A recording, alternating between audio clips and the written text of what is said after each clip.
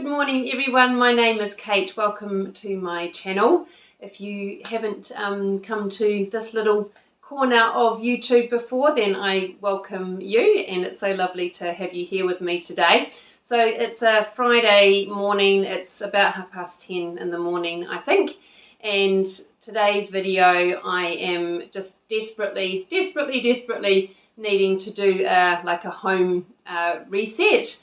So it's been a couple of weeks since I've been able to put out a video, and I just don't know what is happening at the moment. Just life is just really busy, and I'm sure you can kind of sympathize with that if you've got, you know, a family or you're working full-time just trying to do, you know, all the things. I'm actually a single parent. I have been for quite a number of years now. And one of the things that is really kind of keeping me on my toes at the moment is I have three 17-year-old girls in my home now. So one of those is my own daughter, and then I've got two international students who are with me at the moment as well for a wee while. And so they're all going to the same college together. But yeah, it's kind of interesting having three teenagers all of the same age in the house with me again. And I'm shocked at how much they are eating. My food bill has just absolutely skyrocketed. Sorry, you can hear my dog with her toes on the floor. If you're hearing like a click-clacking sound in the background, then that's my elderly Labrador that you can hear walking around. Apologies for that. But yes, my food bill, gosh, I'm spending close to $400, even maybe a little bit more each week, and I'm just not used to that. So my last student that I had was actually a vegetarian, so that obviously kept, you know, food costs down a bit. But now that we're back into just, you know, all meat eaters, then yeah, it's just really impacted my food shop. But that's okay, we're just kind of having to figure that out as we go along, and just, you know, do some adjustments and meal plan. One of the things that I have kind of really realized is that, you know, when you're working full-time like myself and you're also a single parent, then you just have to be really organized. And if I don't know what we're having for dinner, you know, that night when I leave the house in the morning for work, then it actually has been causing me quite a lot of anxiety and stress. So just to have something in the, you know, the crock pot, or just even some kind of you know, meat marinating, or just to know, you know, what the protein for that evening is going to be, then that has really helped me. So I need to get better at that.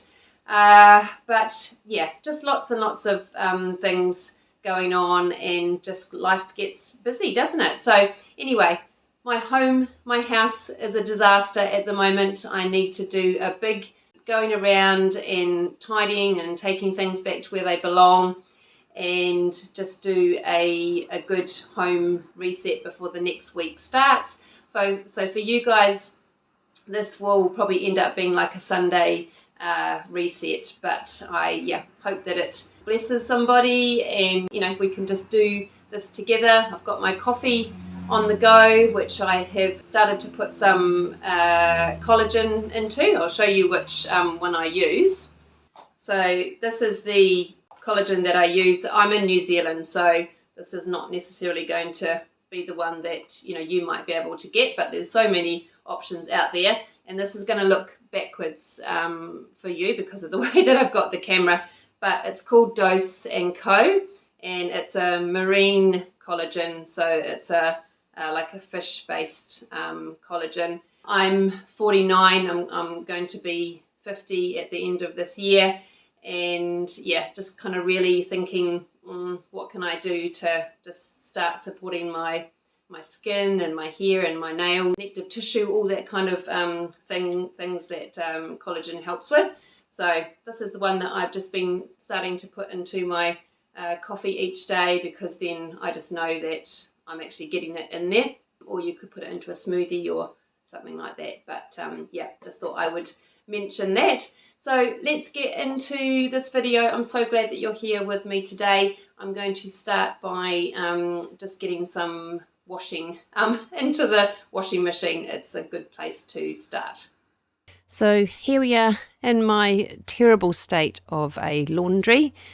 I really need to do another good declutter in here, and I think just have a long-term sort of goal maybe of what I want to do in my laundry area. So my laundry is actually downstairs in what would be sort of a basement type area, I guess. It's underneath the house, underneath the road level, and it is also part of my garage. But it is very basic, and what you can see in this view here pretty much is what my laundry is. So I have set up like a makeshift table. It's just like a camping table that you can see here, but that does give me the ability to sort of fold stuff and just not have everything on the floor, you know, when the laundry comes down here. But in the long term, I would love to like do a makeover in here and fully, you know, just redo it and get it looking aesthetically pleasing. But it's just not in my budget at the moment. My laundry routine in this current season with myself and 3 teenage girls in the household is that I basically wait until the end of the week, until everyone has gathered all of their clothes that need washing, and then starting on a Friday, I just get to work on the washing. For me, I just find at this current time, this is easier for me. I'm kind of a bit of an all or nothing girl a lot of the time, and I actually love washing. I enjoy the whole process of just getting things into the washing machine and getting them clean. I'm not so good at putting everything away at the end of the sort of laundry routine, but we can all, you know, pitch in and help with that. So that is pretty much my laundry routine, is just get everything gathered at the end of the week, and then I just start working through it batch by batch, colour by colour, and get it all outside onto the line if I can. I try not to use my dryer even in this winter season in New Zealand at the moment, because power is incredibly expensive, as I'm sure it is across the whole world. So it's lovely to just have line dried laundry, especially your sheets if you're doing your bedding linen over a weekend, just to get into some nice line dried crisp sheets. There's nothing like that feeling. Now this plant you can see with me here is a pothos, I believe it's called, and I'm really trying to keep it alive. I kind of feel like I'm coming into my plant era now that I'm in my late 40s, but I just don't really know how to care for them very well. So please give me some advice. I have taken it right back because a lot of the leaves were going so brown, and I don't know whether that's because I was over watering it or not watering it enough.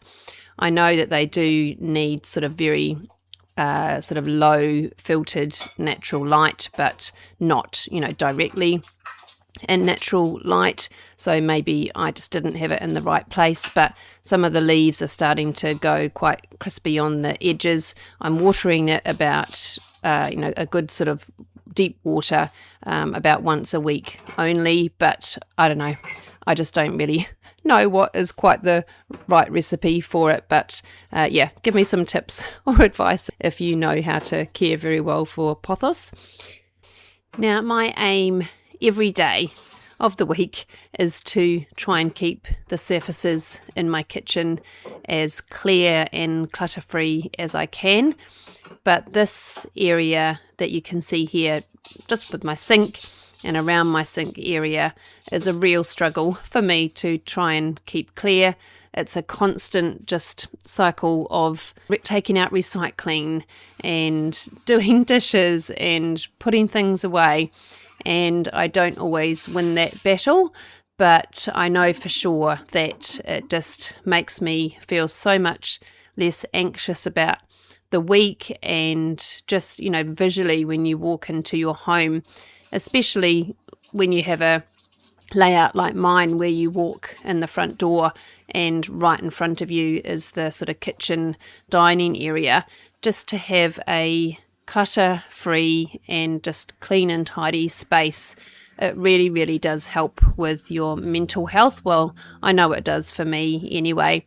And it's a real balance, isn't it, of trying to have that space looking, aesthetically pleasing with maybe some, cute little things, items in your kitchen space that are decorative as well, but also without it feeling too cluttered in that space.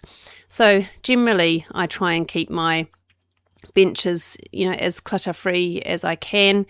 But I don't know about you. Tell me how you keep these spaces, as sort of clutter and clean as you possibly can. It's just always something you have to be, looking at each day. I find, just taking 5-10 minutes to put letters or, paperwork back where they belong, and just, taking things off these spaces that just are too easy to just put things down onto. It's that whole sort of drop zone situation, isn't it, where there's a clear space and all of us just automatically want to just put, clutter down onto them. So I really try on a daily basis to keep those spaces as clutter-free as I can.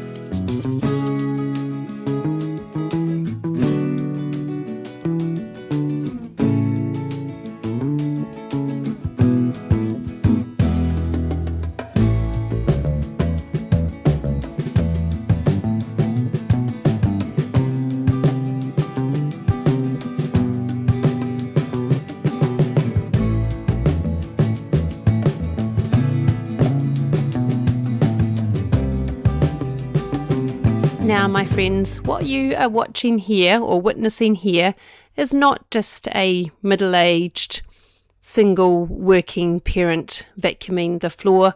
You are witnessing someone who feels they have made one of the best homemaking decisions of their whole entire life. And what I mean by this is this new stick vacuum cleaner that I have bought. So I have been deliberating for a long time as to which stick vacuum cleaner I should get, or even if I should get one, because I have a very good backpack vacuum cleaner, which if you have watched any of my other videos, you would have seen me dragging it around, and it was becoming the bane of my life and just not making vacuuming very enjoyable for me, and I didn't want to do it. It was just a hassle, with the cord and everything. So I finally did it. I finally bit the bullet and got a stick vacuum cleaner, and I honestly don't know why I didn't do it sooner. It has been life-changing. It has been a game changer for how I can efficiently and just effectively, and using the good use of my time just in managing my home each day. It's so easy just to have it plugged in there and grab it and not have the cord behind you. This is a Dyson model that I actually ended up going with, and I really ummed and ahed as to which brand I was going to go for. I was going to go for a Shark, and Shark has great reviews, but this was the one that I landed on, and I'm so pleased with it. I mean, all stick vacuum cleaners don't have a long battery life, but for just being able to pick it up quickly and do a quick, run around of a home, my home is not that big really, and in regards to, sucking up dog hair and cat hair, I've got, 2 cats and a Labrador who molts a lot, and it's just been wonderful. The suction on it is amazing, and it picks up hair just so wonderfully. Even on the stairs here, you probably can't see it very well, but it makes the marks, the vacuum marks on the carpet. That's how good the suction is. I can't believe I didn't get one of these, before now. It has just been a wonderful purchase and a good use of my money, and it just makes it so much easier for me to, on a daily basis, just keep my home vacuumed and looking more clean. And when you've got animals that are, bringing in dirt from the outside, you just want something that is quick and efficient and effective and does the job. And then for, those bigger, really deep cleans, then I can get out my, my corded vacuum cleaner when you want something with really, deep suctioning. But this Dyson has been wonderful, and I would recommend it to anyone who is looking for a stick vacuum cleaner.